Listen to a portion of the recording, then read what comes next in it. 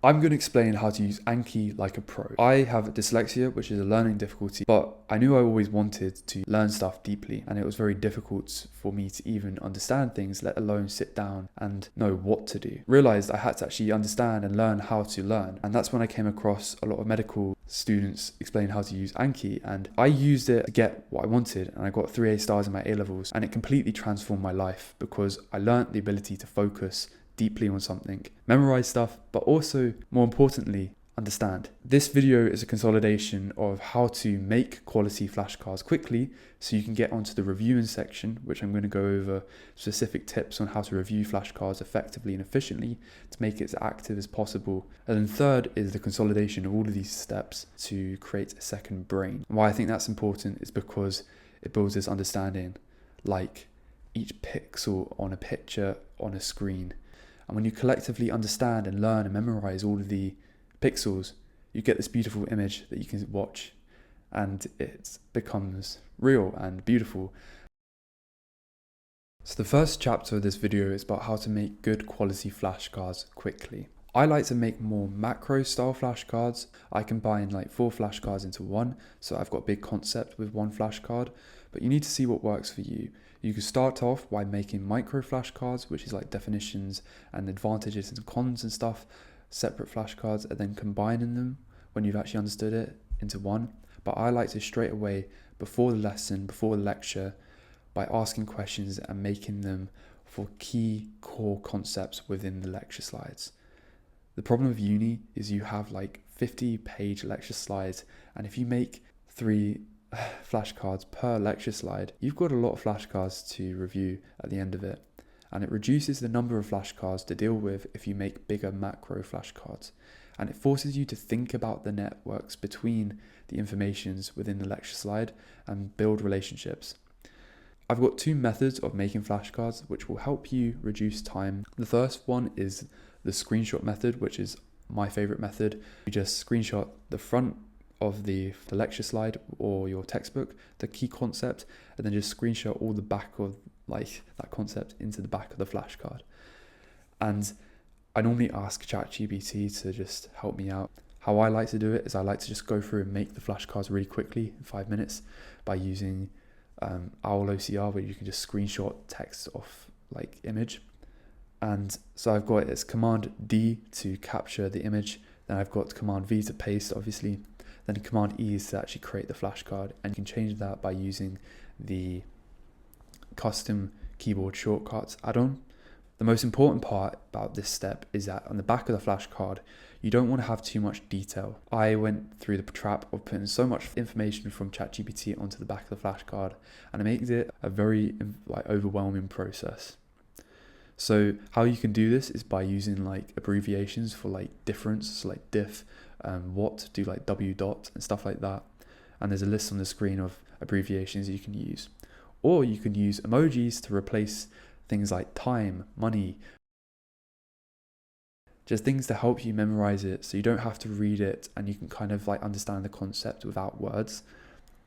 The second method is using your iPad, which is quite great because sometimes I don't like to bring my computer to uni, and I use image inclusion flashcards for this. I did this for all my flashcards last semester at university, and I did quite well. I got 80% above in all my engineering exams. This is basically where you screenshot each individual lecture slide or group them together using something like freeform. Then you make you hide pieces of information within that big picture of the lecture slide. This works also really well for maths questions, and I do this today still when I'm attempting tutorial questions. So I will try and work it out without the mark scheme. I'll do it with the mark scheme and kind of like write out an ideal solution.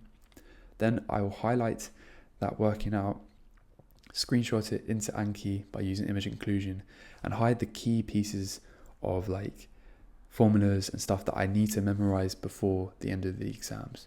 And normally that's quite easy to review because I kind of understood that question anyway, and that just helps me kind of memorize the understanding of those flashcard questions. So I use a mixture of image inclusion and the screenshot method, And I don't think you have to do either one or the other and be really extreme with it. Using a bit of both can work really well. Some lecture slides are made terribly, and sometimes you just have to use the screenshot method and make them yourself. So the first thing I try and do is like know where and when I'm doing it. So for me, I like to do Anki first thing in the morning. And even when I have university, like courseworks, deadlines, and all group works and busy stuff throughout university, I know the most important task for every day, regardless, is doing my Anki flashcards. And I'm very strict with that. I do it sometimes in the library or at home here, but I try and do that as my first task every day. So that's my first rule: do Anki first thing in the morning. Leading on to the second rule is I follow this thing called the 15-minute rule, and it has two sides of it. The first thing is when I do Anki first in the morning, I can do Anki only for 15 minutes a day. I've given myself permission to stop after those 15 minutes if I want to, because this helps me make it a consistent habit and do it every day, because I believe that's more important than having like binges or bursts, which work as well, and cramming works, but it's not the most healthy thing I like to do because I feel really stressed when I do that. So I use that as a rule. Try and do it for 15 minutes, and most days when I do it, I just go on for like 2-3 hours after that. But the hardest thing is getting started, right? And the second part of this rule is I sometimes get into the wrong trap of when I'm reviewing Anki and I'm getting stuck and I find it really hard on an engineering problem, that I go and look up the answer on ChatGPT instantly, because I've got this like pain of like, oh, I can't bloody figure this thing out. And around this time when I was struggling with this, I came across this blog article about how software engineers like deal with bugs. And this was a quote: "If I kept escalating bugs without even trying to figure them out, I would never have learned how to solve the problems for myself." He goes on to say how his senior engineer taught him this problem about how you have to figure it out for at least 15 minutes. And he talks about how if every engineer said, oh, there's a bug, I can't fix it, the supervisor would have so many problems and he would like have so much work to do, more work, right? And I think what's really powerful about this is that when you take those 15 minutes to actually battle with the solution, battle with the problem by yourself without looking up, asking for help, is it allows you to develop your own thinking and your own ability to solve problems. And how I use Anki to do this is that when I'm reviewing the flashcards and I don't understand it and I'm like, oh bloody hell, I need to look this up, I would use the edit field during review add-on, which is in the description, and that helps you to edit your screenshot method flashcards whilst you review. And I find this really helpful, especially you can make like bullet points whilst you review, and it just makes it a lot easier to edit and add information into your flashcard whilst you review. I will flag it with a red flag, and then in a day or after the 15 minutes of reviewing is done, if I'm really like on it, I will take those another 15 minutes to look up the answer and trying to solve the problem. And I guess why this is useful is because when you do ask for help with ChatGPT or your friends or Google, at least you are armed with a full context of the problem at hand.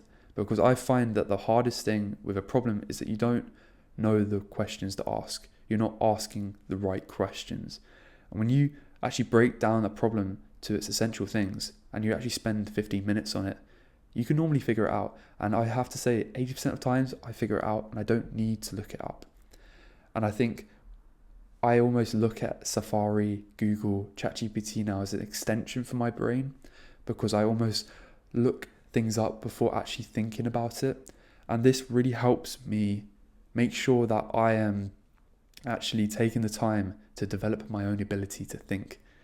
And this ability to not instantly look things up on Anki allows you to build the identity of a problem solver and not someone who is looking for a quick fix and a quick solution instantly, but is okay with feeling uncomfortable. And I guess this leads on nicely to the third rule, which is try and make it as uncomfortable and as ugly and messy as possible. And how I try and do this is that when I'm reviewing my flashcards, I either, if I'm at home, I speak to my teddy bear and I look insane anyway, when I'm out in the library, I can't really get away with that without getting some dodgy looks. And I have done it before, and I've kind of avoided doing it now. But instead of that, I use my iPad to make like messy mind maps to link all the pixels together to create a big image. And that really helps me. When I'm actually writing things down on the mind map, I don't write out the full sentence. I write down like the first letter of every word. That helps me get through the questions quickly. And pretty much the main point of this is that when you're reviewing it, you want to make it as hard and difficult as possible, so that when you come out after that 15 minutes or 2-hour session, hopefully, you will feel knackered. Like for me, I work out for like 1 to 3 hours a day, and that's enough for me. And it's the same with Anki, is that if I've done those 3 hours, that's enough. And the fourth rule is I set a time limit. So I set 15 minutes, and I set how many like cards I want to do in those 15 minutes. So I kind of have some sort of like anxiety, like tripping thing. Honestly, it helps. I use an Anki add-on called Speed Focus, where it enables the auto advance automatically, and you can edit it the time that you want.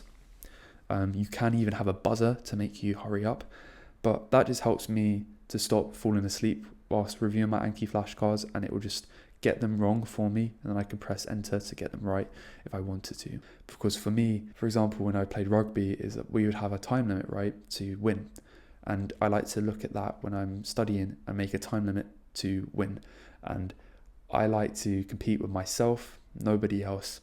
And that's why I like using things like the heat map add-on, down like deadline, countdown to deadlines. So I'm anxious and I need to actually review the flashcards.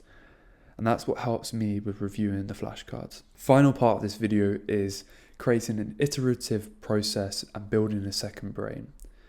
The more and more times you go over the flashcards, the better they will get, the better you'll understand the information, and the less you will hopefully need to memorize them. Why Anki is so good is because it builds a spaced repetition process where the more times you go over the information, the more it sinks into your brain. And hopefully by the time you've gone through the Anki flashcards and reviewed them actively and followed those 4 rules and made good flashcards, it should be an extension from your brain. And how I use this is the browse function in Anki is absolutely incredible. So say you forgot something whilst you're reviewing a past paper, you can use the browse function to look up like what the definition of a word is or a actual single word, and it'll bring up all the flashcards you've made with that word in it. And that helps me just reference to stuff when I'm stuck and I don't understand things as well, and not go straight to Google, but the things I already know and I've just probably forgotten. This really helps me just to build a general understanding of things without the help of others. And as I was talking about before, building that ability to problem solve and learn stuff by yourself is such an important skill. And I think Anki really helps you do that by building your own sense of control about the material and focusing on it. Iteratively going over the same flashcards, making them better, will help you do better in your final exams and generally enjoy it, the studying process more. As I was talking about before, about how I found it sometimes quite hard to study for exams and knowing exactly what to do, I would watch this video right here. It will help you do that. Hope you have a beautiful rest of the week. Bye-bye.